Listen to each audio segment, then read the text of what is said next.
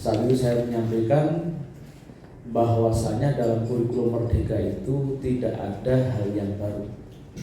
Dia hanya menguatkan, menaikkan leveling kepentingnya beberapa aspek di sebelumnya yang dianggap hanya sebagai catatan pikiran, tapi kemudian pada kurikulum Merdeka itu menjadi catatan tengah. Kira-kira begitu gambarannya.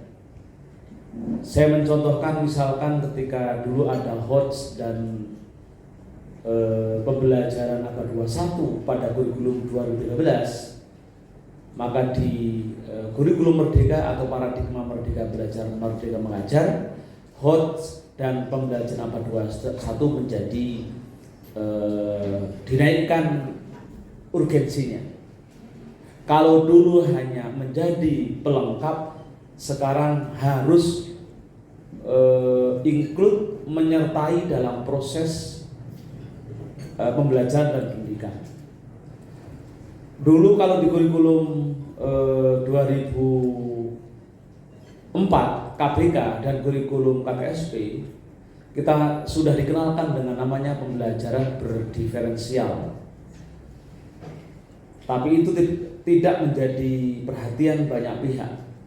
Maka hampir terlupakan model-model pembelajaran berdiferensial yang mana proses pembelajaran itu harus mengakomodir keanekaragaman kecerdasan, keanekaragaman minat, bakat, dan sebagainya. Dalam kurikulum Merdeka itu dijadikan panglimanya. Nah, kira-kira gitu ya.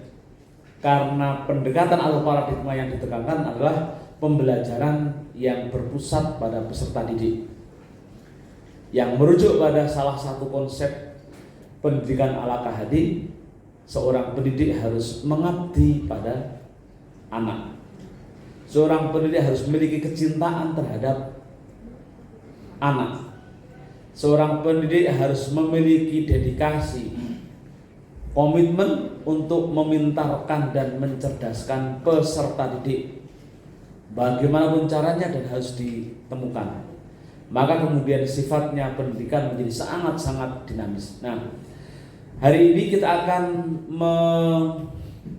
membekali para mahasiswa kita, para mahasiswa PPG, setelah selesai mereka melakukan pengayaan, baik aspek profesionalitasnya maupun pedagogiknya.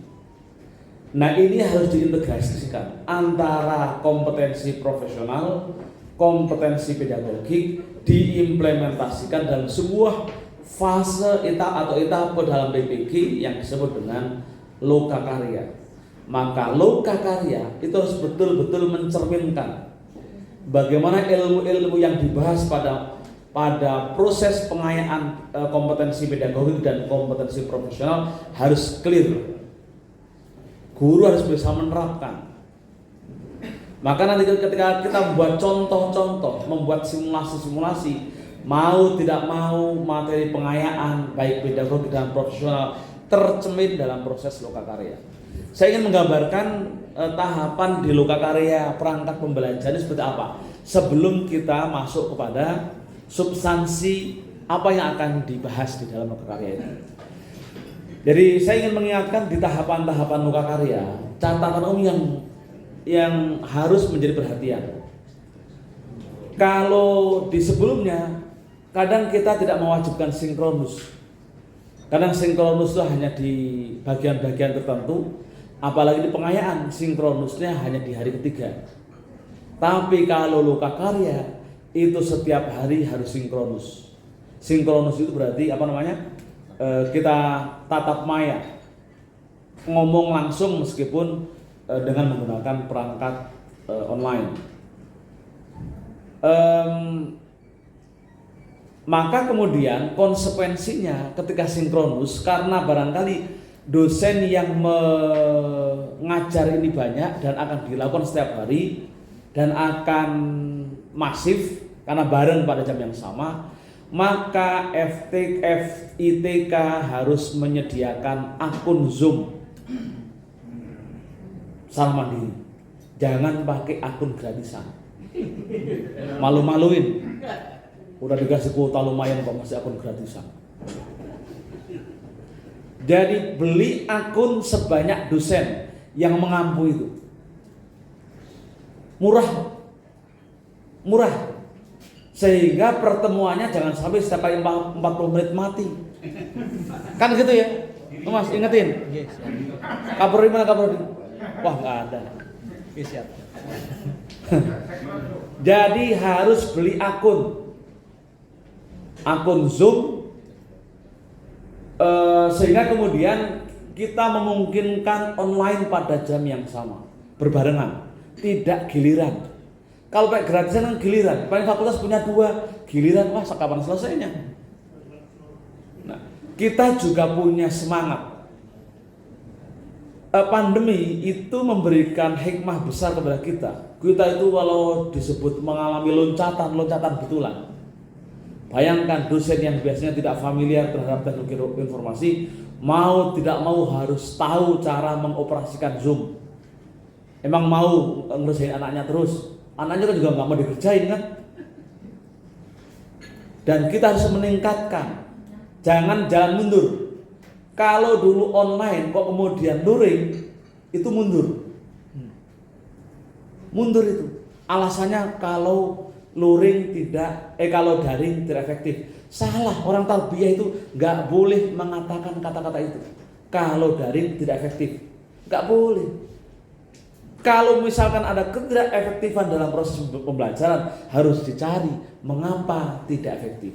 Begitu pendidik itu spirit menghamba pada anak atau cinta pada pendidik atau cinta pada ilmu. Setiap kali ada bottleneck, ada tantangan, cari solusinya. Nggak boleh nyerah. Wah, daring itu nggak efektif, salah. Kalau bisa fakultas tarbiyah itu malah 100% daring gitu. Kalau nggak efektif, dosanya disalahin. Kok mahasiswa nggak tambah pintar, dosanya disalahin. Karena dia harus bisa mencari jawaban kenapa tidak efektif. Karena kalau kita kembali ke luring, itu kemunduran secara metodologis. Kita kemarin sudah berjalan begitu masif dengan daring, dan keren menurut saya, loncatannya luar biasa. Kita yang tadi sekali lagi nggak akrab dengan platform, kita tidak akrab. Ada guru, di level guru itu perubahannya drastis Pak. Di guru itu perubahannya drastis. Yang biasanya nggak bisa download, nggak bisa ngupload, nggak bisa ngopi, bisa sekarang. Bahkan canggih-canggih mengoperasikan Zoom itu udah gampang. Bahkan mereka lebih mengenal media-media yang lebih luas. Tidak hanya Zoom. Kalau kita barangkali Zoom aja, mereka kadang mencari gratisan. Ada Google Meet. Kadang Google Meet pun dicari yang kadang dibatasi hanya sekitar 60 menit. Cari ngotak-ngotak biar gratis. Ada kreativitas dan keren. Nah, maksudnya ya ini perkembangan yang luar biasa dalam perubahan itu. Nah, maka sekali lagi ini saya pesan ke Kaprodi, tolong sediakan Zoom. Tiap dosen 1 akun Zoom. Karena kenapa pertimbangannya begitu? Karena proses pembelajaran itu nanti sinkronus itu akan banyak terjadi di pagi hari. Ini sebagai ilustrasi saja. Kenapa pagi hari? Karena setelah itu mahasiswa harus memiliki waktu yang luas untuk mengerjakan proyek-proyek, mengerjakan tugas-tugas. Bayangkan kalau sinkronusnya sore hari, jam 2, selesai jam 4. Kapan mau mengerjakannya? Kapan munggahnya? Dosennya kapan meriksanya? Kan begitu. Maka kita ajukan nanti sinkronus itu semuanya harus pagi. Sehingga kalau sinkronus jam 8 sampai jam 9 atau jam 10, mereka sudah diskusi dengan dosen, lalu kemudian mengerjakan tugasnya itu kira-kira jam 10 sampai jam 5 sore. Jam 5 sore mengunggah, lalu kemudian Anda malamnya bisa memeriksa. Itu harapannya. Sehingga kemungkinan jam 8 itu semua ada sinkronus dengan mahasiswa. Sudah ngobrol. Kita bisa bayangkan kalau misalkan Zoom-nya cuma 1. kamu nanti jam 8 ya sampai jam 9, karena jam 9 mau saya pakai. Ya nggak selesai nanti. Nah, makanya harus gunakan anggaran untuk pelanggaran itu. Karena nanti kalau dosen punya kan akhirnya kemudian akan lebih menikmati menggunakan Zoom itu, bahkan kemudian apalagi sekarang di fitur Zoom-nya itu banyak sekali pengembangan. Nah, jadi pertimbangannya itu akan terjadi sinkronus yang berbarengan sehingga akan bentrok waktunya. Nah, selain itu kemudian kalau kita sinkronus di pagi hari, kalau di sebelumnya sore hari, kalau di pagi hari akan ada waktu yang luas bagi para mahasiswa untuk mengerjakan tugasnya, karena tugasnya lumayan berat. Jadi saya sering mengumpamakan mahasiswa PPG sekarang itu kemarin itu sudah mulai anget-anget panas itu.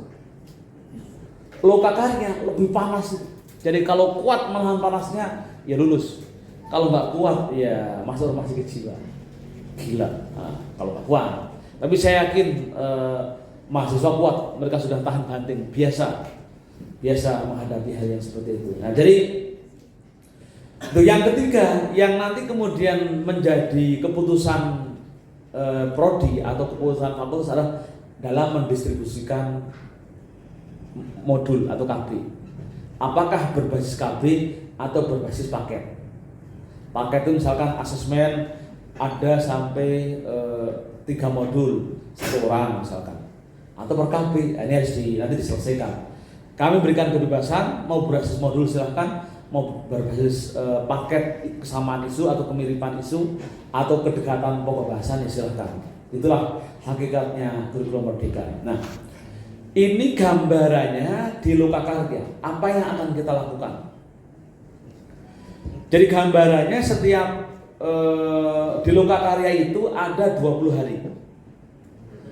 20 hari itu 12 hari untuk diskusi atau waktu mengerjakan tugas. 8 hari itu tugas yang sudah dinilai diperbaiki, lalu dinaikkan lagi, lalu dinilai lagi. Nah, hanya yang membedakan dengan sebelumnya, kita lakukan model blok. 12 hari mengkaji kerangka teoritisnya, praktisnya, lalu kemudian 8 hari praktek. Nah, di model tahun ini tidak dilakukan seperti itu, tapi dilakukan per pokok bahasan. Misalkan membuat diskusi dengan dosen, lalu kemudian mahasiswa diperintahkan untuk mengerjakan tugas, lalu diunggah, lalu dinilai, dosen harus memberikan catatan. Karena antara nanti ada hari kedua membahas TP, sama juga diskusi, mengerjakan tugas, diunggah, lalu dinilai, diberikan catatan. Nanti hari kelima itu akan direview, catatan dan kesalahan-kesalahan atau kekurangan-kekurangan yang dikerjakan mahasiswa itu akan didiskusikan di hari kelima. Jadi kalau 4 isu, misalkan nanti hari pertama di KB1 itu tentang KB2 tentang CP, KB3 tentang TP, KB4 tentang ATP. Nah, hari kelima itu akan mendiskusikan KB1, KB2, KB3, KB4 dalam sebuah forum. Karena dia sifatnya review, refleksi, mengkoreksi. Setelah didiskusikan seharian penuh, mereka ditugaskan kembali perbaiki sesuai hasil diskusi, diunggah, lalu malamnya dinilai bersama dengan guru pamong dan dosen pendamping. Saya bayangin memang mahasiswa ini akan terlihat keren karena tugasnya itu padat, keren sekali. Saya nggak menyebut berat, karena kalau berat itu bayangannya kalau keren, keren gitu. Happy, keren gitu. Jadi kalau nggak pinter itu kebangetan. Yang salah dosennya. Pokoknya lagi-lagi kembalikan yang salahkan dosennya. Karena setiap KB itu ada tagihan yang namanya lembar kerja. Misalkan di Di dalam penyusunan di KB 1 itu ada bagaimana cara menyusun KOM. KOM itu adalah kurikulum operasional madrasah. Bagaimana menyusun KOM? Ada rambu-rambu yang harus kita pahami dalam menyusun KOM. Karena KOM itulah body kurikulum kelembagaan seluruh madrasah, satu madrasah. Karena dalam KOM itu guru harus mampu mengidentifikasi karakteristik madrasah yang itu bisa dikaitkan dengan fidel siswanya, bisa dikaitkan dengan posisi madrasah itu di tempat seperti apa, bisa dikaitkan dengan mata pencaharian di sekitar madrasah itu apa dominannya, sehingga itu akan mewarnai perumusan kurikulum secara utuh di dalam madrasah tersebut. Maka guru harus peka dalam membaca lingkungan sekitarnya. Kenapa KOM itu penting? Karena kurikulum operasional madrasah itu menjadi landasan. Sekali lagi, spirit yang terjadi di dalamnya, sebagaimana yang saya sampaikan di paparan sebelumnya, bahwasanya dalam kajian-kajian pendidikan sebelumnya, kurikulum sebelumnya, terutama di Orde Baru itu telah dituduh telah mencerabut anak-anak atau siswanya dari akar budaya aslinya, akar budaya masyarakatnya, telah mencerabut mereka dari akar budayanya, yang berimplikasi kita itu setelah sekolah, kita itu setelah kuliah tidak mau kembali ke kampung halamannya. Itu indikasi yang terlihat. Maka kemudian KOM itu kenapa harus analisis kondisi, melakukan guru harus memiliki kompetensi, kemampuan untuk menganalisis yang kandungannya adalah aspek-aspek distingsi dari madrasah itu dan sekitarnya. Karena itu menjadi landasan dalam nanti perumusan tujuan pembelajaran dan pelaksanaan pembelajarannya. Itu di KOM. Nanti ada lembar kerjanya seperti apa.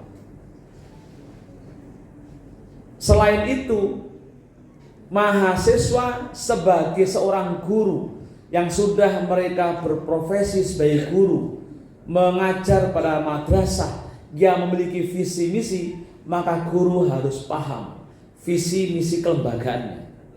Coba nanti suatu ketika tanya ke guru, tahu nggak Anda visi misi madrasah Anda? Saya yakin nggak tahu. Saya juga kalau tanya kepada Anda, tahu nggak visi misi IAIN Zainur Jati?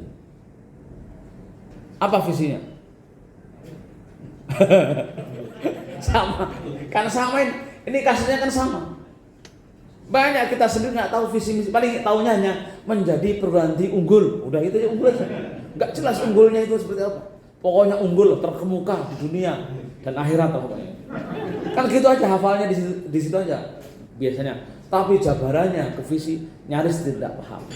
Nah maka kemudian guru yang mereka sudah ngajar di sebuah lembaga pendidikan harus paham, mencermati, mendalami visi. Maka di KOM itu analisis visi misi ada di situ, tagihannya ada, namanya analisis karakteristik,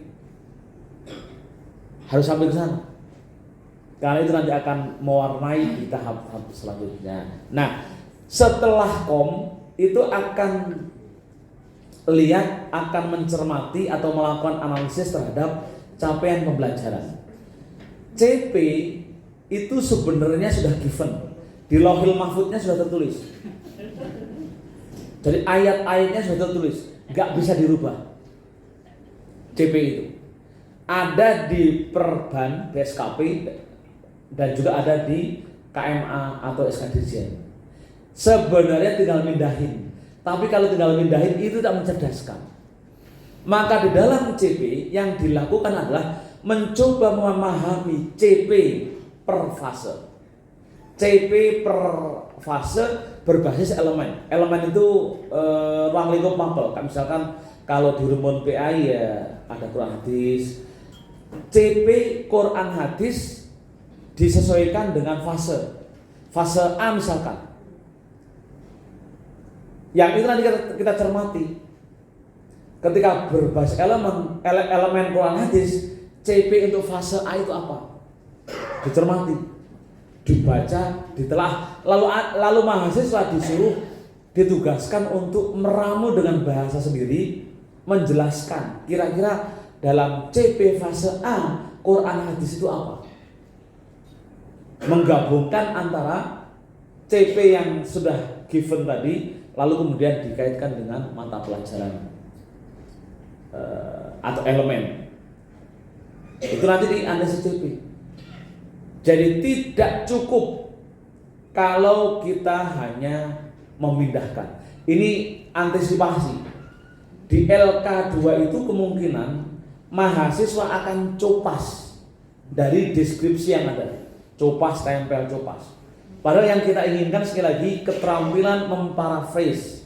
Apakah dia paham apa tidak dengan CP per elemen itu, CP per mapel itu.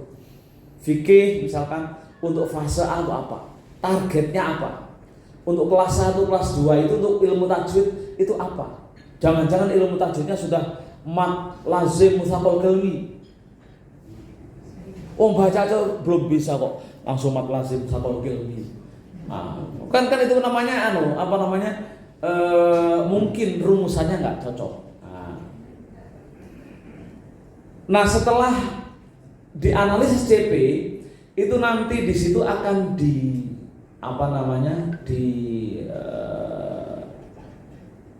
minta dari tiap elemen itu bagaimana tingkat keluasan dan kedalamannya. Jadi luasnya seperti apa? Kalau ilmu tajwid untuk fase A yang terdiri kelas 1 dan kelas 2, keluasannya apa? Kedalamannya seperti apa? Karena kadang kita sendiri sulit mengidentifikasi, meluaskan materi dan mendalamkan materi.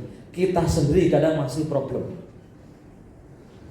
Coba kalau misalkan ilmu tajwidnya itu tentang ilhar halki, keluasannya itu apa?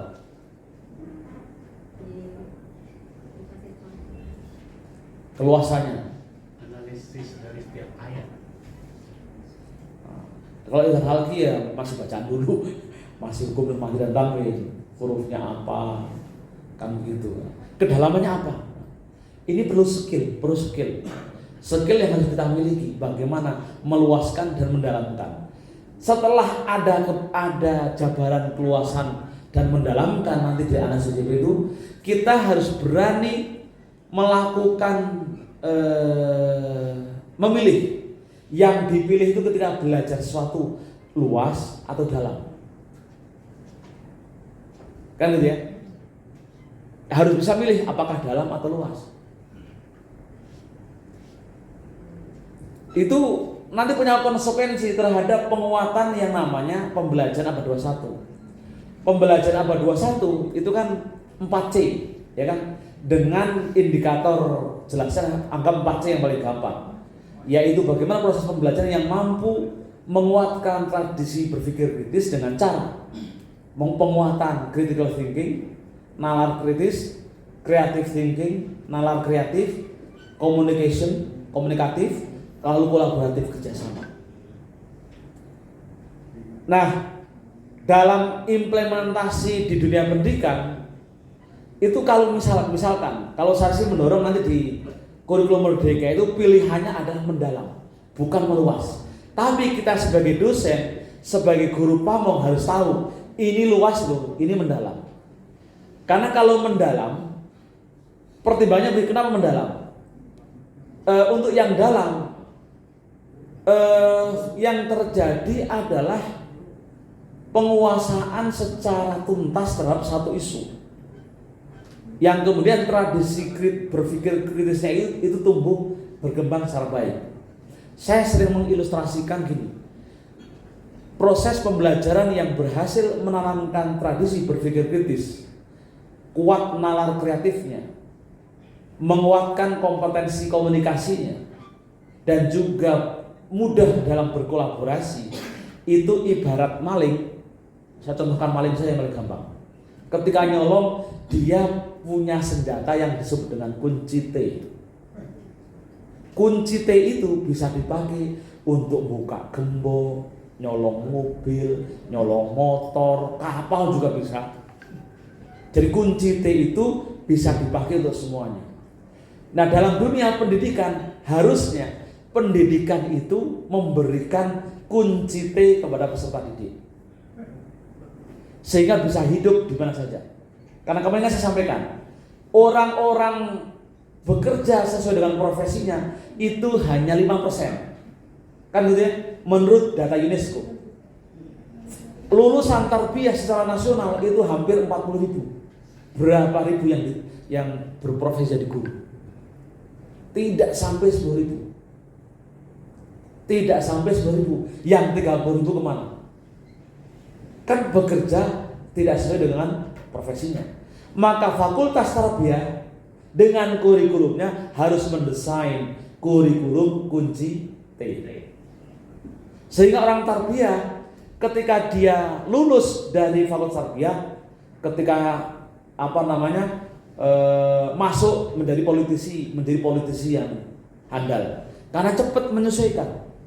Ketika menjadi bos BUMN bisa, ketika menjadi direktur di Kementerian Olahraga bisa juga, ketika jadi bagian keuangan bisa juga, karena punya kunci T. Kira-kira begitu. Dan itu sebenarnya dalam praktek pembelajaran di PTKIN madhab lama itu kunci T sekali. Makanya orang IAIN itu gak jelas, bisa jadi apa saja. Kan gitu ya. Orang IAIN itu paling gampang menyesuaikan, karena kurikulumnya secara tidak sadar memberikan kunci T. Dan saya merasa dikasih kunci T itu, saya merasa betul. Saya jadi pejabat di kelembagaan, langsung sebulan langsung bisa menyesuaikan, langsung menjadi the man most wanted atau most wanted man, karena begitu menguasai. Kemana-mana itu di kelembagaan itu, kalau nggak ngundang saya nggak afdol. Kan gitu. Padahal itu membangun visi kelembagaan. Prodi itu harus begini dan bisa sampai ke kurikulum. Di penelitian apalagi itu memang dunianya.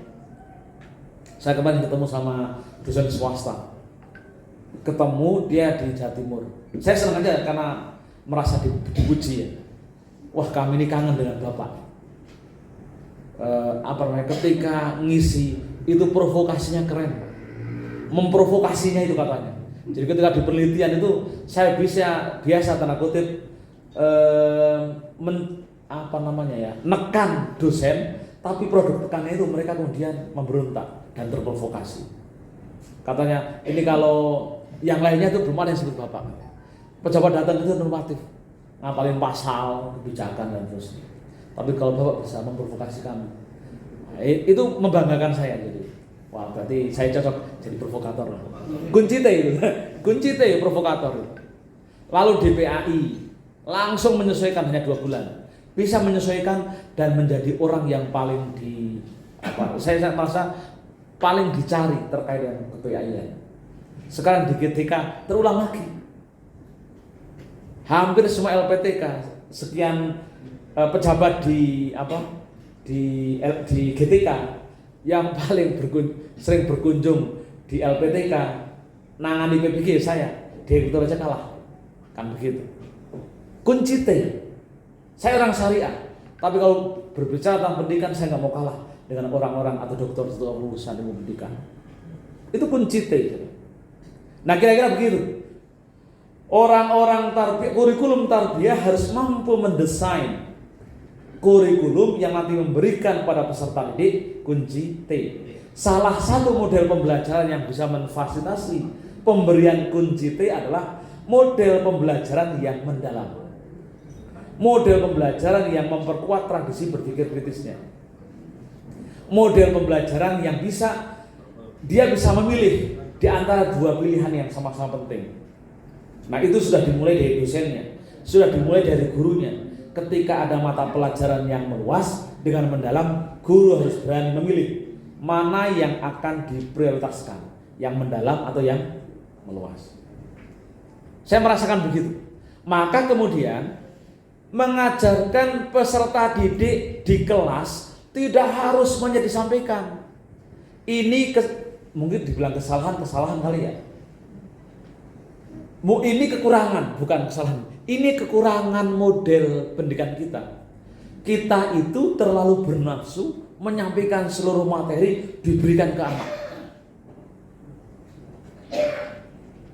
Padahal seluruh urusan dunia itu tidak mungkin bisa terwakili ke dalam ruang sempit yang disebut dengan kelas. Gak bisa. Maka jalan satu-satunya agar pendidikan ini berjalan secara modern kan, terbiasalah anak-anak untuk mengkaji secara mendalam, lalu dia akan terbekali kunci T, tanda kutip itu, lalu dia akan belajar sendiri. Ilmu apapun dia akan cepat menyesuaikan karena dia belajar sendiri. Saya kadang merasa bersyukur karena saya merasa dapat kunci T itu. Saya itu di pesantren gak lama, karena pesantrennya itu karena di rumah sama bapak. Kadang kalau nggak mau ngaji ngumpet di balik pintu gitu kan, nanti dicari sama bapaknya. Nah, kalau dicari sama bapak ketemu ya diajar kan gitu. Kenapa nggak ngaji? Kalau nggak ketemu yang ngumpet di temen, nanti pas jam pulang ngaji ya pulang rumah kan begitu. Nggak serius ngajinya itu, nggak serius ngajinya. Tapi ilmu umumnya dapat, maksud ilmu umum keagamaan ya. Cara baca kitab dapat clue-nya, yang pakai iki-ikunya. Lalu kemudian bahasa Arabnya dapat, nahwunya dapat, tafsirnya dapat, dan itu meskipun clue-cluenya. Lalu itu disempurnakan ketika saya masuk di Madrasah Aliyah program khusus. Itu kemudian mengerucut. Nah, di MAPK itu diberi kunci T yang banyak sekali. Yang kemudian ketika di pesantren itu haram membuka Bidayatul Mustahid, tidak diperbolehkan membuka tafsir Al-Manar, tapi di MAPK itu berani saya membuka Bidayatul Mustahid, bahkan ketika berargumen menggunakan Bidayatul Mustahid. Padahal ketika dalam Bahsul Masail merujuk pada kitab Bidayatul Mustahid itu tidak muktabar, karena kitab Bidayatul Mustahid termasuk kitab yang tidak muktabar. Tapi saya berani. Keberanian membuka kitab-kitab yang terlarang di pesantren itu adalah kunci. Saya berani membuka tafsir Al-Manar yang dianggap tafsir, kalau orang habis belajar tafsir, kata orang tua itu habis pulang itu nabuk bapaknya. Karena di situ egalitarianisme yang dikuatkan. Tapi saya berani gitu. Ternyata saya nggak nabuk. Baik secara majazi maupun maknawi. Saya merasa ketika di MAPK diberikan kunci T yang banyak, dari kunci T kecil sampai kunci T yang besar, maka bisa apa saja. Maka ketika kemana-mana ya hidup saya nggak jelas, tapi bisa aja menjadi turun sebagai advokat non litigasi di LSM non litigasi, mendampingi kaum marginal.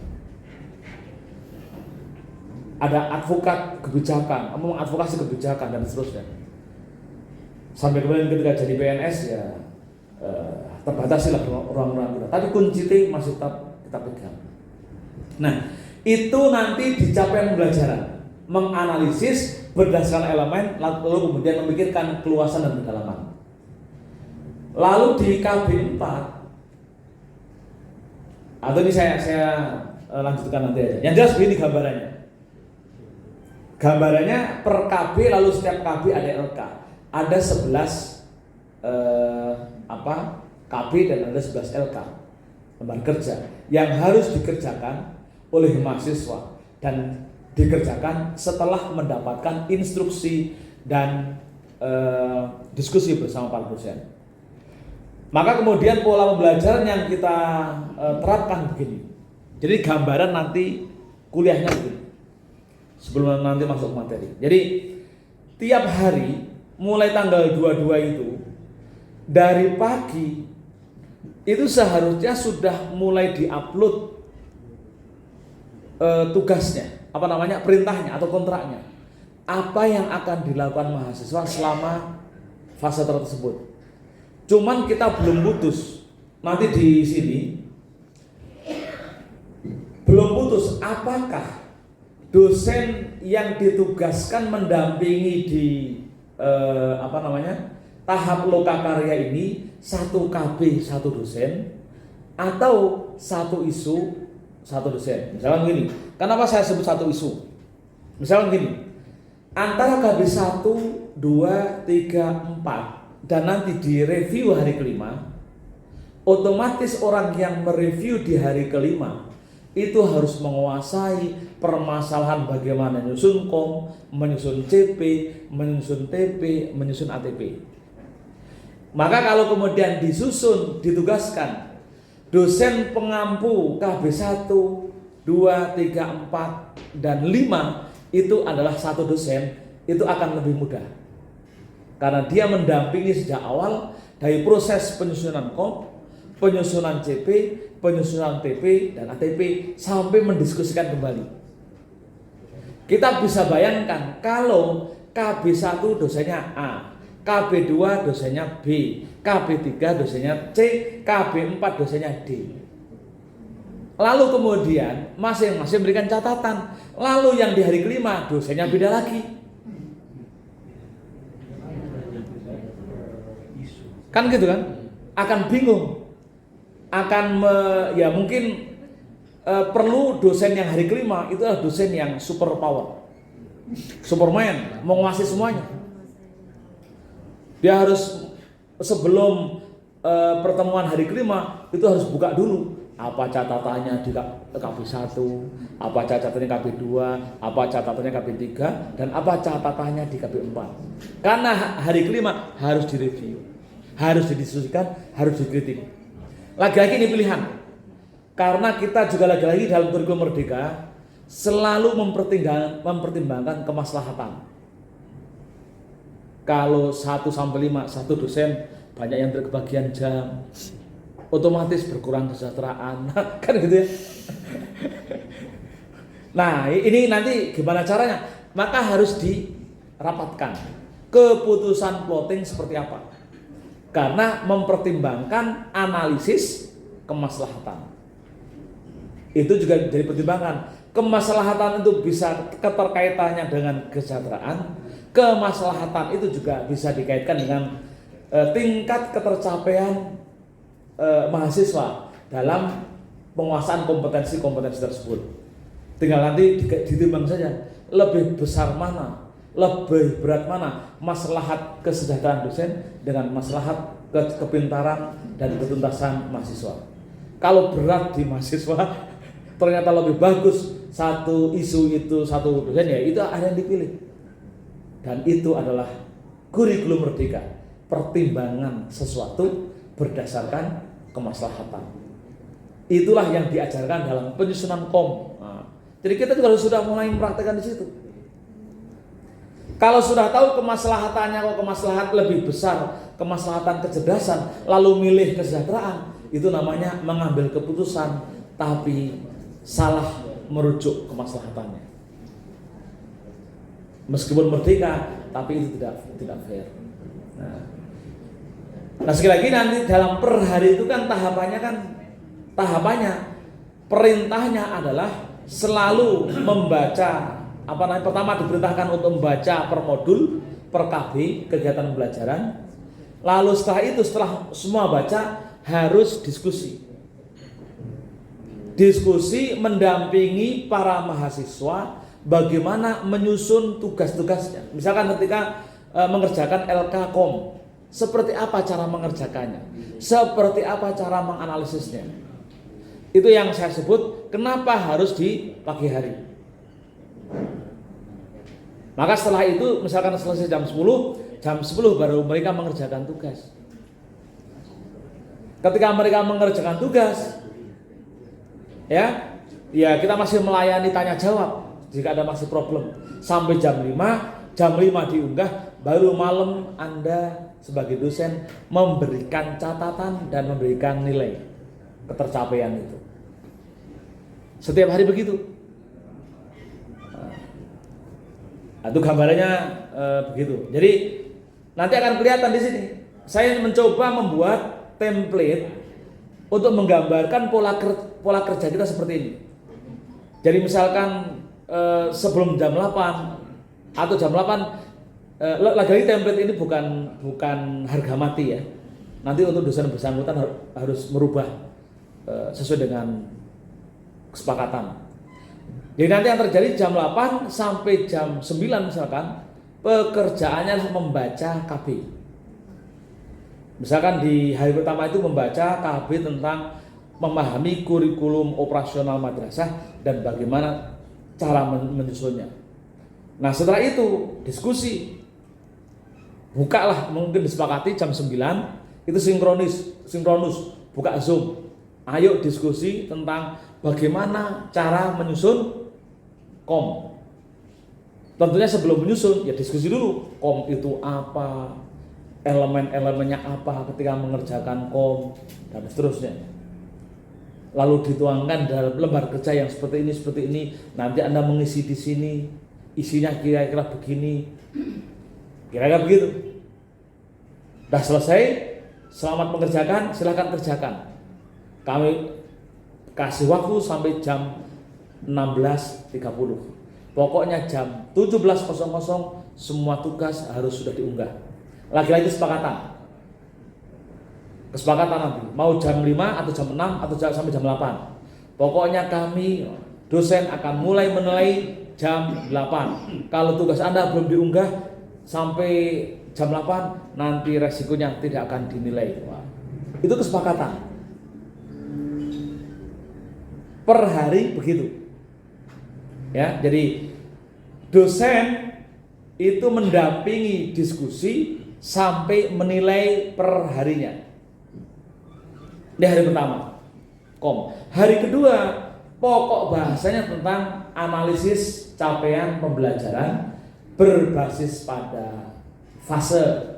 Jadi menghubungkan antara capaian pembelajaran, fase, lalu nanti ditambahkan tentang bagaimana tiap elemen, keluasan tiap elemen dan kedalaman tiap elemen. Didiskusikan. Anda akan berdiskusi dengan mahasiswa, mendiskusikan bagaimana mendefinisikan keluasan pokok bahasa itu seperti apa, kedalaman pokok bahasa itu seperti apa. Bahkan kalau terjadi diskusi, itu Anda bisa ceritakan manfaat dan hikmah kenapa kita harus memilih kedalaman. Maka dalam proses pembelajaran di kurikulum Merdeka, untuk memperdalam sebuah isu, sebuah pokok bahasan, seorang peserta didik atau guru harus terbiasa menggali informasi atau menstimulasi peserta didik agar dia bertanya sampai 3 level minimal. Misalkan ada kasus, kenapa Allah itu ada? Misalkan di akidah, ada jawabannya, karena keberadaan Allah, tidak mungkin alam ini ada tanpa ketiadaan, tanpa keadaan. Nggak mungkin alam ini ada karena ketiadaan. Nanti dijawab lagi, kenapa begitu? Jawablah itu terus sampai mendalam. Why-nya itu sampai 3 level minimal. Syukur-syukur sampai nggak bisa menemukan jawaban, baru itu berhenti di situ. Itu tradisi berpikir mendalam. Maka dalam proses pembelajaran itu dilakukan seperti itu. 4C. C yang pertama, critical thinking. Kalau itu terbangun dalam iklim pendidikan, maka dipastikan mahasiswa, siswa itu akan memiliki kunci T pendidikan. Nah, jadi diskusi itu penting, di situ mengarahkan itu. Mengarahkan, maka jangan lupa informasikan jika terlihat gejala-gejala mahasiswa itu lemah lunglai, nggak semangat, maka bidiklah aspek yang sisi yang menjadikan dia bisa termotivasi. Kalau dalam quantum learning kita sering diwajibkan untuk menginformasikan AMBA. Apa AMBA itu? Pernah dengar? Baca Quantum Teaching. AMBA itu apa manfaat bagiku? Menginformasikan, tentunya dengan bahasa tidak hanya AMBA saja, menjelaskan dengan bahasa yang bisa provokatif, stimulatif. Kenapa Anda belajar ini? Nah, jam 10 sama begitu. Sampai jam 10 diskusi atau sampai jam 11 juga boleh. Habis itu memerintahkan kepada mahasiswa untuk mengerjakan tugas dengan mengacu pada lembar LK yang disediakan. Kalau di dalam analisis capaian pembelajaran itu pertama adalah selalu dilihat fasenya, fase A, B, C, D, E, F, lalu kemudian CP-nya, ya, lalu kemudian dilihat dengan CP elemen, misalnya Quran hadis, lalu kolom kedalaman, keluasan dulu, lalu kolom kedalaman. Hanya sampai di situ di analisis capaian pembelajaran itu. Jadi nanti guru itu diajak berimajinasi. Karena pola clustering kurikulum itu berbasis fase. A itu untuk kelas fase A untuk kelas 1 2, fase B untuk kelas 3 4, fase C untuk kelas 5 6. Pengelompokan fase itu sebenarnya dasarnya adalah untuk karena kelas 1 dan 2, 3 4, 5 6 itu memiliki kedekatan aspek psikologisnya. Fisiknya dekat, psikologisnya juga dekat. Maka model-model pembelajaran itu dimungkinkan untuk kita sebagai seorang guru melakukan salto akademik. Salto akademik. Istilahnya keren sekali. Mau lompatan itu beda lagi lompatan tuh. Mungkin zigzag akademik. Macam gini. Saya gambarkan begini, misalnya begini. Di fase D sanawiyah itu kan kalau kita lihat dalam jumlah jam misalkan bahasa Arab dalam fase D ketika setiap minggu itu 2 jam pelajaran, maka setahun itu berarti karena setahun itu 36 minggu, maka setahun berarti 72 jam. Kalau 3 tahun berarti 248. Ya punya segitulah. Kira-kira 200-an itu kalau dihitung. Jadi kira-kira gini. Kita lihat, kelas sanawiyah itu kalau bahasa Arabnya pantasnya apa? Kalau kayak standar pesantren, nahwunya pinter, bisa bicara, bisa baca kitab, gundul. Kan gitu ya? Bisa nulis. Jadi kira-kira maharatul kalam, maharatul qiraah, fahmul kalam sampai ke itu tercapai semua. Nah ini sekarang bagaimana caranya biar ini cepat? Maka mungkin Anda bisa mendorong guru bahasa Arab bisa mengajukan rapat atau proposal kepala madrasah. Pak Kepala, saya menginginkan agar bahasa Arab ini dituntaskan selama 4 bulan saja di tahun pertama dengan target ya diasramakan atau apa misalkan gitu. Karena sekitar 200 jam. Pokoknya bulan keempat mereka sudah bisa ngomong, bisa nulis, bisa baca kitab gundul. Otomatis kalau 4 bulan itu bahasa Arab semua, yang lainnya kan nyingkir. Kan gitu kan? Nah, itu contoh salto akademik yang harusnya diambil tiap minggu 2 jam dikumpulkan dalam model blok 1 bulan. Itu boleh dalam kurikulum merdeka. Maka mahasiswa harus mampu mengimajinasikan bayangannya kalau misalkan kelas sanawiyah madrasahnya seperti apa. Ya. Makanya kenapa kom menjadi penting, karena itu juga mendasari pengambilan keputusan ini. Ketika misalkan madrasah sanawiyah itu punya asrama, kan memungkinkan.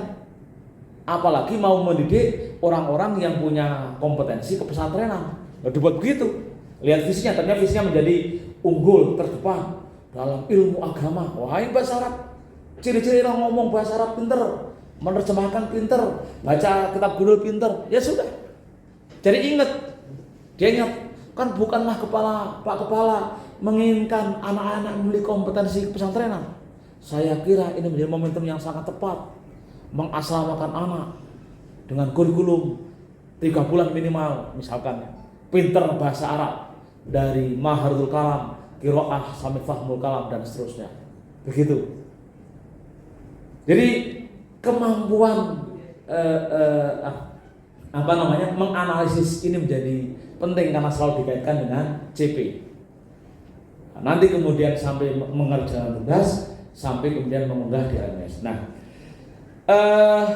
hari 3 temanya tentang penyusunan TP, lalu hari keempat tentang ATP, hari kelima review. Nah, yang saya ingatkan di hari 1 sampai hari 4, seluruh dosen pengampu hari itu ketika sudah menerima tugas yang dikirim oleh mahasiswa harus memberikan penilaian. Setelah memberikan penilaian secara objektif, kasih catatan apa kekurangannya, apa yang perlu disempurnakan, informasikan bahan ini akan menjadi bahan dasar penyempurnaan tugas Anda setelah nanti didiskusikan bersama dosen yang akan mendampingi Anda di hari ke-5. Itu diinformasikan. Sehingga ketika dia biar tidak sibuk di hari ke-5, mungkin setelah itu dia akan memperbaiki sesuai dengan masukan dosen yang bersangkutan. Nah, maka hari ke-5 ini diskusi. Seluruh bahan-bahan catatan yang diberikan oleh dosen sebelumnya menjadi bahan diskusi, bahan review. Yang mungkin jamnya juga lebih lama. Kalau kemarin cuma 1 jam, ini bisa 2 jam, bisa 3 jam, sesuai dengan kondisi. Setelah selesai diskusi, disempurnakan lagi 4 LK sebelumnya, lalu diunggah lagi. Nah, di masa review ini baru guru pamong dilibatkan. Tapi kalau pada masa pendampingan, di hari pertama, hari kedua, hari ketiga, hari keempat, guru pamong belum dilibatkan. Guru pamong baru dijadwalkan di hari ke-5 ketika proses review produk lembar kerja dari pertemuan 1, 2, 3, dan 4. Nah, paham sampai di sini ya? Nanti disampaikan. Kamu suka seperti ya? Nah, jadi pembagiannya begitu. Guru pamong, jadi mendampingi sesuai dengan jam yang disepakati. Kalau misalkan Zoom-nya, diskusi reviewnya mulai pagi, guru pamong mendampingi. Jadi tiap hari. Kalau dulu kan di blok selama 8 hari, sekarang tidak, per isu. Tadi isu KOM, TP, ATP, lalu kemudian di review. Nah, pas review itu bersama para mahasiswa dan dosen pendamping. Jadi dosen akan melakukan penilaian 2 kali. Pertama tiap fase, tiap hari. Kedua setelah review. Maka pasti mungkin kalau yang menilai adalah hari pertama sampai hari ke-5 itu dosennya sama, mungkin akan terasa jenuh cukup sekali. Tapi kalau dosen tiap hari berbeda, sampai hari ke-5 juga dosen yang berbeda, tentunya dia akan memberikan penilaian yang juga sama validnya. Yang menjadi persoalan yang kita khawatirkan ketika kita sebagai dosen, sebagai guru pamong belum memahami apa itu KOM, bagaimana cara menyusunnya, apa itu CP, bagaimana cara menganalisisnya, apa itu TP, bagaimana cara menyusunnya, apa itu alur TP, bagaimana cara mengurut. Kita belum paham, memberikan catatan nggak bisa, nggak ada feedback, itu yang bahaya. Nah, ini menjadi penting untuk PR di level kampus LPTK.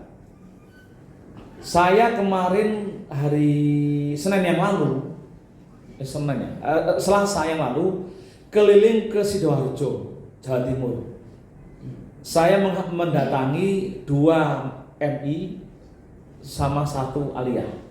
MI-nya MI Muslimat NU yang sudah menerapkan kurikulum merdeka semenjak tahun 2022, sama MI NU Kiai Hasan Mumin yang juga menerapkan kurikulum merdeka semenjak tahun 2022. Saya tanya, kok kenapa Anda berani menerapkan kurikulum merdeka? Padahal ini kan masih belum sesuatu yang pasti. Terus saya tanya, berapa lama persiapannya sampai kemudian Anda mengajukan sebagai lembaga atau madrasah yang siap menerapkan kurikulum merdeka?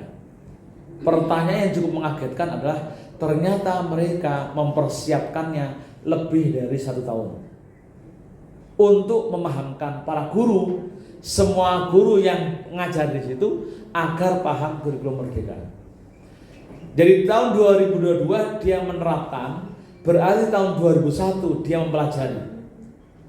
Dikbud semenjak akhir 2019 sudah meluncing kurikulum merdeka itu kan. Caranya gimana? Lalu kemudian ya kami katanya mencari informasi sendiri. Pertama. Yang kedua, kami juga menghadirkan orang-orang yang sudah menjadi instruktur guru penggerak atau program sekolah penggerak.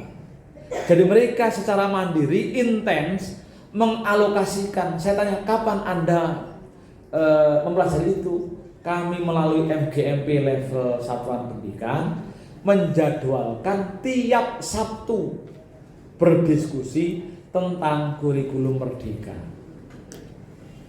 Saya bayangin mereka 1 tahun persiapan untuk menerapkan kurikulum merdeka. Ini kalau LPTK cuma 1 hari, kira-kira bisa sampai apa enggak? Yang kita khawatirkan kan tadi, apa kalau bahasa Pak Rektor tadi, wathamratul ilmi la yuqsad, buah ilmu itu tidak tercapai karena jalan yang ditempuh itu waqad akhta'a fituruki, salah dalam menempuh jalannya. Yang saya khawatirkan begitu. Kita salah di kurikulum merdeka, ngajarin kurikulum merdeka nggak sampai-sampai. Ya iya wong waqad akhta'a fituruki. Tidak ada buahnya karena salah jalan. Ini yang kemudian akhirnya itu menjadi PR. Maksudnya kalau misalkan untuk kepentingan yang mendesak itu, tolong yang 11 KB itu rutinkan kajiannya. Kami di tim penyusun yang 12 itu saja, kami itu 24 jam, hampir 24 jam diskusinya. Belum nulisnya.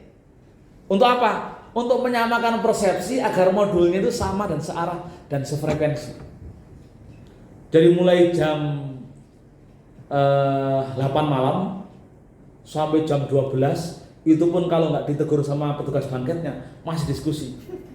Sampai petugas banketnya, Pak, kapan selesainya Pak? Kami harus sudah istirahat. Ya akhirnya kami harus ngalah. Memang kita juga melanggar kan. Paginya juga begitu. Malamnya itu nggak ada penutupan sampai jam 12 juga. Nah baru mulai nulis itu jam 3 atau jam 4. Kita sepakati, kalau nggak gini kita nggak selesai. Akhirnya berbagi tugas. Itu di level orang-orang cerdas, dosen-dosen ya, yang ditugaskan untuk menulis itu. Nah nanti di level kita tentunya, saya yakin juga akan cepat. Barangkali 2-3 hari selesai saja.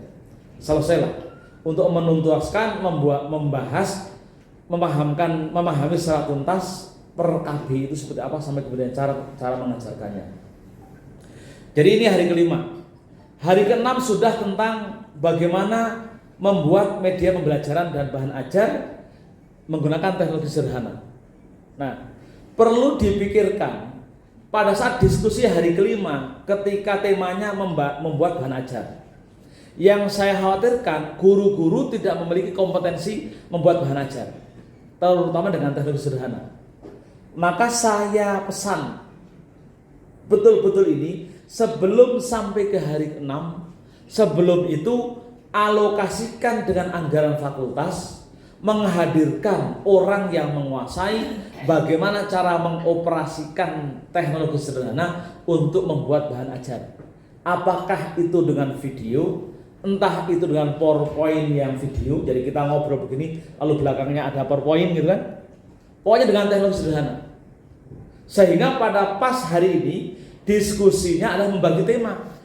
Berdiskusi, kamu mau bikin video apa? Oh, saya mau bikin video tentang bagaimana cara mengajar rukun Islam di anak-anak. Nah, kan begitu. Saya mau membuat video pembelajaran haji. Saya mau membuat video pembelajaran apa tadi modelnya dokumenter. Jadi sudah begitu. Sampai di hari 6 itu sudah berdiskusi tentang tema, bukan cara membuat video. Karena cara membuat video usahakan di ruang luar itu. Mungkin waktu yang kosong ya hari Minggu. Atau jam pagi guru dikumpulkan. Tapi jam pagi kan lihat sinkronus semua itu. Maka hari Minggu yang mungkin kan. Jadi itu bisa jadi pilihan. Maka saya berikan catatan LPTK agar menyelenggarakan pelatihan pembuatan media menggunakan teknologi sederhana sebelum hari ke-6 ini. Karena nanti kalau ini nggak jadi, nanti kemudian yang hari itu akan menjadi forum keluh kesah. Aduh Pak, paket HP saya jelek Pak. Aduh Pak, lalu saya lemot Pak. Aduh Pak, ini saya nggak punya paket data. Lah, udah sampai kesana kemari. Ya, jadi menjadi forum keluh kesah. Tapi kalau itu diselesaikan karena pakai teknologi sederhana, pakai HP lemot juga nggak masalah. Namanya juga teknologi sederhana. Bahkan kalau bisa, kalau lebih baik lagi, yang siap punya laptop dengan teknologi canggih, belikan dari fakultas aplikasi mengedit video yang berbayar itu. Karena memang fiturnya lebih lengkap. Kalau yang teknologi sederhana kan kayak yang saya buat, pakai HP itu kan, otak-atik, nanti upload, kan begitu. Saya juga buat begitu. Saya membuat video bahan paparan itu begitu, ya pakai teknologi sederhana. Di situ ada TikTok, ada CapCut, ada Filmora, ada Filmago, ada Photofolish, dipakai semua. Itu teknologi sederhana membantu kita membuat video pembelajaran. Maka saya punya video di YouTube itu sekarang sudah 100 lebih videonya. Dan paling banyak kemarin ketika bikin video tentang apa? Tentang bagaimana melakukan identifikasi kontekstualisasi dan refleksi dalam PPG. Itu banyak sekali yang baca. Banyak sekali yang lihat. Mahasiswa juga buka itu, dosen juga buka itu. Karena saya tidak sempat untuk keliling ke seluruh LPTK. Udah saya bikin video itu aja. Ini hari ini juga habis ini saya akan mulai sepanjang perjalanan Cirebon Jakarta itu bisa menaikkan video nanti. Bagaimana cara menyampaikan materi di Lokakarya, pertahapannya kan saya sampaikan, sehingga saya nggak perlu keliling ke seluruh LPTK. Seluruh dosen silahkan buka YouTube saya, gitu saja. Capek keliling itu. Ini saya sampai hari Kamis mondar-mandir Cirebon, Bandung, Pekalongan, Semarang, nanti Surabaya sampai hari Kamis. Belum yang online-nya. Ngomongnya sama. Diulang-ulang. Mantap, mending udah tonton video saya aja. Untung aja saya setiap kali naik saya berusaha menampilkan yang berbeda. Sehingga kalau misalkan divideokan semua ada informasi-informasi yang berbeda. Ini yang hari ini menyampaikan Lokakarya yang paling berbeda dibanding sebelumnya. Nanti makanya karena saya merasa ini bagus, ya saya akan naikkan. Karena paling komprehensif. Nanti hari ke-6 begini ya, hari ke-6 Anda akan lihat di sini media pembelajaran. Lalu hari ke-7 langsung direview. Video pembelajarannya kurangnya apa? Perlu di mana anunya? Mungkin rata-rata akan membuat video PowerPoint. Tapi bagi saya, seorang guru pada madrasah bisa bikin video PowerPoint. Kita yang duduk di depan, lalu presentasi, lalu belakangnya PowerPoint jalan-jalan itu sudah keren. Saya aja belum bisa itu. Itu udah keren itu. Saya lagi nyari bagaimana ketika saya ngomong begini, belakangnya itu slide ini gitu. Saya lagi nyari. Karena yang saya rekam di sini itu background ini. Bagaimana membersihkan itu? Nah, sebagai green ya, green Nah, itu nanti saya cari. Jadi nanti guru-guru begitu, tahu dia mengajarkan, cara mengajarkan dengan PowerPoint, tapi berbasis teknologi informasi dengan teknologi sedang. Karena sekarang itu semua aplikasi itu ada di HP itu dan murah. Nah, maka di hari ke-7 itu dilakukan review, kekurangannya apa, disempurnakan, lalu dicoba diminta untuk membuat ulang lagi. Nah yang ini kan agak lama, mungkin bisa disepakati. Oke, videonya saja sampai jam 9 diperlama lagi waktunya, karena untuk nyusun sampai kemudian merender sampai ke video agak lama, diperpanjang. Lalu hari ke-8 itu tentang 8, 9, 10. Itu hari ke-10 bagaimana membuat instrumen asesmen, baik asesmen awal, asesmen pada saat proses pembelajaran, asesmen setelah pembelajaran, sampai kemudian membuat laporan hasil asesmen. Setiap hari itu ditagih. Misalkan asesmen awal, kita dipedagogikan ada teori-teori evaluasi pendidikan.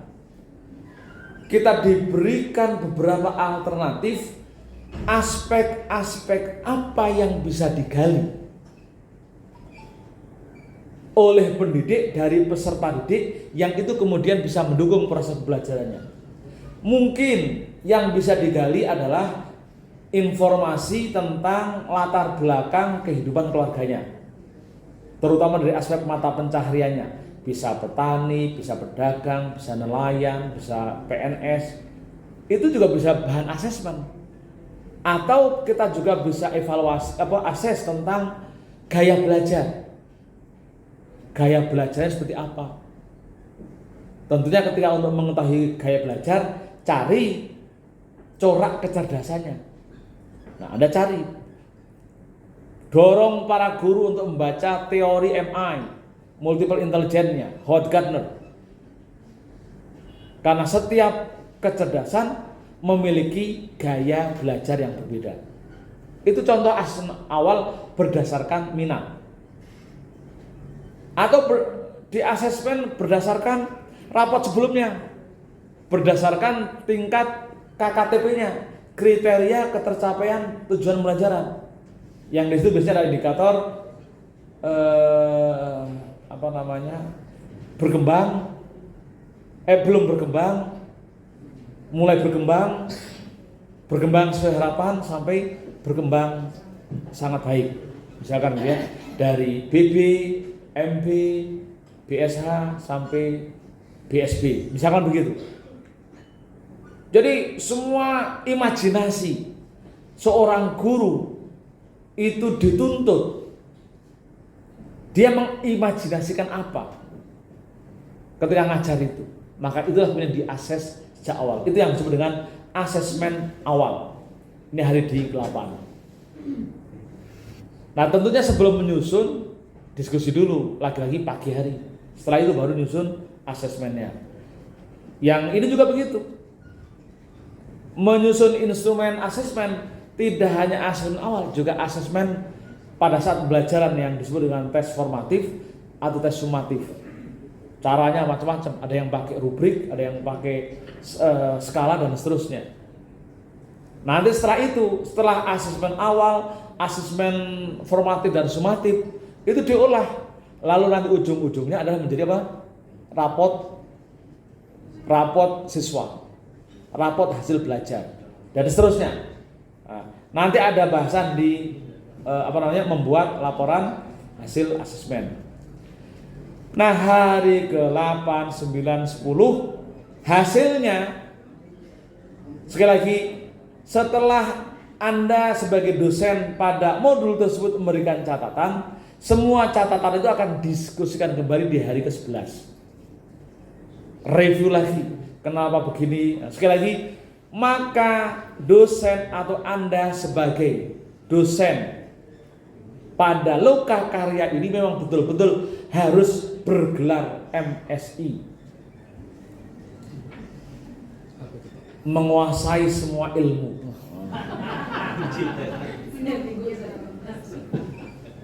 Menguasai semua ilmu. Makanya kenapa kemudian saya bilang tadi, setiap hari luangkan waktu untuk berdiskusi di semua KB. Karena kita dituntut untuk bergelar MSI. Sehingga orang itu ketika ikut PPG itu, karena PPG itu level S2, level 7 dalam KNI itu kan gelarnya harusnya MPD harusnya. Sehingga kemudian ketika MPD itu kan bisa memberikan penataran di mana-mana ini. MPD memberi penataran di mana-mana.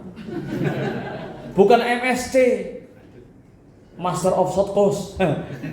Saking pendeknya, saking cepatnya. Hampir short course itu kan nggak ada jejak ininya kan saking pendeknya. Maka usahakan lulus dari setiap tahapan itu betul-betul menjadi MPD, mereka PD untuk memberikan penataran dan pelatihan di mana-mana itu. Jangan MSC. Saya sering guyonan tuh, makanya kalau kuliah itu jangan cepet-cepet. Kalau kuliah S2 kok cuman 2 tahun, 3 tahun, nggak keren. Gelarnya MSC, Master of Short Course. Dokter juga begitu, dokter kok cuma 3 tahun selesai, nggak keren. Itu dokter SD, dokter Short Course. Dokter itu harus lama, gitu. Kelihatan kalau kuliahnya lama. Gitu. Kayak saya 13 tahun. Gelarnya udah MS ya. Jadi ini hari 11 review. Nah, hari 12-13 bahas tentang modul ajar atau RPP. Menyusun perencanaan pembelajaran yang bentuknya 2. Boleh RPP yang dengan 3 komponennya, boleh modul ajar dengan 5 komponennya. Nah, selama 2 hari ada tagihannya sendiri. Mungkin di hari pertama fokus ke RPP-nya 3 komponen. Mungkin yang kedua modul ajar yang 5 komponen. Terserah nanti tergantung dosennya. Dan ingat ketika mereka mengerjakan tugas sudah diunggah, kita sebagai dosen pendamping wajib memberikan penilaian. Lalu jangan lupa berikan catatan. Karena catatannya akan dibahas di hari ke-14. Didiskusikan. Nah, tradisi berdiskusi sekali lagi adalah tradisi, ini kalau diskusinya dilakukan dengan benar, tradisi yang bisa mendorong berpikir kritis dan kreatif. Karena disitulah dia harus bisa mempertahankan diri ketika diserang, ketika mau menyerang dia juga harus bisa mempertanyakan sesuatunya. Jika ada lubang, berani memprotes. Jika ada kesalahan, bisa memprotes dan lalu membenahi. Itu tradisi kritis dan kreatif dan sportif yang dalam dunia ilmu pembelajaran disebut pembelajaran yang memenuhi kriteria pembelajaran abad 21 dengan indikatornya 4C: critical thinking, creative thinking, kolaboratif dan komunikatif. Ya. Lalu kemudian di hari 14 ini bahas tentang ini review 14, mereview tadi yang RPP. Nah, hari ke-15 itu menyusun P5 dan PPRA. Sebenarnya di kurikulum Merdeka itu bisa disebut inti dari kurikulum itu adalah P5 dan PPRA sebenarnya.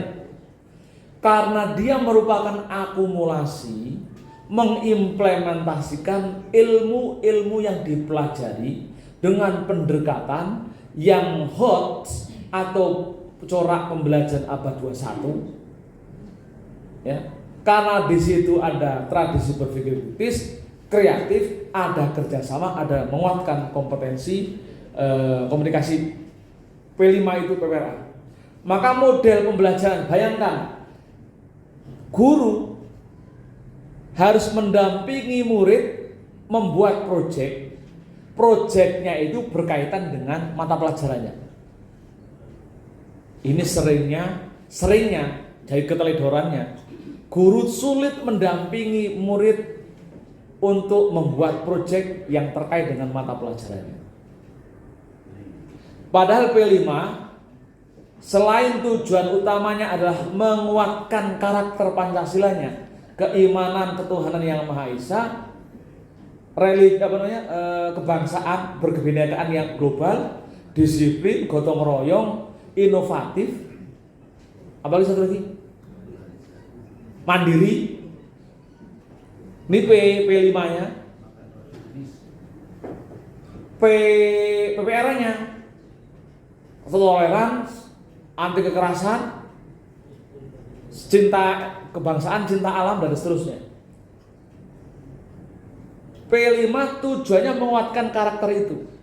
Tapi sering nih yang sering terjadi nanti adalah ketika kita salah mengajarkannya, jika kita salah mengajarkannya, maka nanti dalam implementasinya guru akan terjebak pada hasil. Karena di setiap akhir semester ada namanya unjuk karya. Unjuk karya itu ada hasil dari proyek P5. Ini yang kemudian guru berkejaran setiap kali mengerjakan atau mengolah P5 itu, yang penting ada produknya. Padahal yang diinginkan bukan produk. Ini kalau sudah terlanjur ini bahaya. Jangan sampai guru punya pandangan yang penting produk. Justru yang dikedepankan adalah menguatnya karakter. Apa tadi? Karakter, penguatan karakter yang P5 itu. Berketuhanan, berkebinekaan global untuk P5-nya, gotong royong, mandiri, kreatif, kan begitu. Lalu juga moderasi beragamanya tercermin di situ. Maka model cara bekerjanya mesti berkelompok. Untuk apa? Biar semua elemen bekerja sama. Seluruh siswa bekerja sama. Seluruh siswa selalu berdiskusi. Karena P5 bukan 1 atau 2 kali pertemuan. Dia sampai puluhan kali pertemuan. Otomatis diskusi akan intens. Sebuah proses pembelajaran yang dilakukan proses itu, lagi-lagi itu adalah model pembelajaran corak abad 21. Nah, yang saya khawatirkan di sini, nanti kalau kita sebagai seorang penerjemah kebijakan kurikulum di LPTK, lalu kemudian meneguhkan kesalahan-kesalahan itu, maka nanti ujung-ujungnya para guru, para pendidik kita akan terperosok dalam lubang yang sama di kurikulum 2013, KTSP, bahkan di kurikulum 94. KTSP guru terjebak dalam RPP, kan gitu ya? Dalam RPP itu berarti guru terjebak dalam administrasi pendidikan, menuhankan dokumen. Karena dituhankan, nyusunnya bagus, tapi nggak pernah diacu. Jadi menjimatkan dokumen. Dokumen akan dikeluarkan ketika ada asesor. Kan KTSP kan begitu. Padahal perguruan tinggi sebagai pemegang panji-panji idealisme pendidikan, kenapa juga di perguruan tinggi terjadi mistifikasi RPP? Apa ada dosen yang ketika ngajar ke manual RPP-nya di bawah atau sebelum mengajar RPP-nya dilihat? Saya prediksikan paling hanya 2-3%, 5% sudah banyak. Yang lainnya itu melakukan mistifikasi RPP, penyelamat prodi, itu kan. Dan di guru lebih parah lagi, sama juga.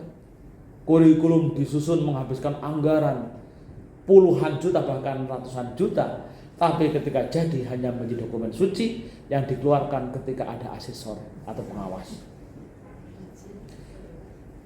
Ini peran LPTK juga signifikan loh, melakukan mitosisasi atau mistifikasi kurikulum itu, karena ngajarnya juga begitu. Kemana-mana yang ditanyakan itu RPP, termasuk PPG, Project UKIN, RPP. Itu proses-proses pensakralan RPP, lupa dengan hakikat RPP itu. Nah, yang saya khawatirkan nanti di kurikulum merdeka itu begitu, dan gejala itu sudah ada. Maka saya harapkan betul teman-teman di LP3 menjaga marwah kurikulum merdeka ini.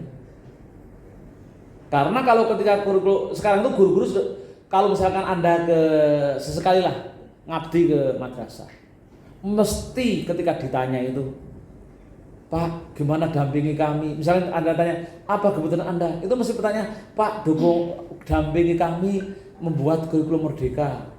Kok membuat kurikulum merdeka? Yaitu Pak yang ATP dan modul ajar, mesti itu. Jadi sekarang itu yang guru-guru yang di level lapangan itu kalau menerjemahkan kurikulum merdeka itu TP, ATP dan modul ajar. Kembali ke RPP. Maka ini harus dijaga. Jangan sampai LPTK menjadi agensi distorsi kebijakan kurikulum. Jangan sampai kita terperosok ke dalam lubang yang keempat kali. Kurikulum 94, KTSP, guru tilas, ini kalau sama berarti ya, yang keempat kali, lubang yang sama di 4 kali. Nah, ini di P5 diingatkan betul nanti. Kemudian hari ke-16 itu adalah mereview hasil desain atau modul P5 PPRA. Apa yang kurang? Yang sering terjadi itu adalah sulit menerjemahkan dimensi profil pelajar Pancasila atau profil pelajar Rahmatan Alamin itu. Dimensinya sulit. Itu perlu dampingi. Sekali lagi, tidak cukup kalau saya menyampaikan hari ini yang setengah hari, nggak akan cukup. Ini akan bisa intens, kita akan memiliki pemahaman yang cukup kalau kita diskusi, agendakan hari ini atau sore nanti kita tuntaskan 2 isu, misalkan KOM dan analisis CP. Nanti saya kasih bukunya yang belum jadi, atau yang sudah jadi juga saya kasihkan nanti. Tapi masih di yang sudah jadi sudah banyak coret-coretannya. Nah, hari ke-17 PTK mah gampang lah. 2 hari 18 review PTK. Nah, 19 dan 20 itu micro teaching. Micro teaching mungkin bisa dibagi. Yang sebagian adalah micro teaching RPP, yang satu lagi micro teaching MA modul ajar. Ini skenarionya begitu. Skenario tahapan-tahapan proses pembelajaran itu. Nah,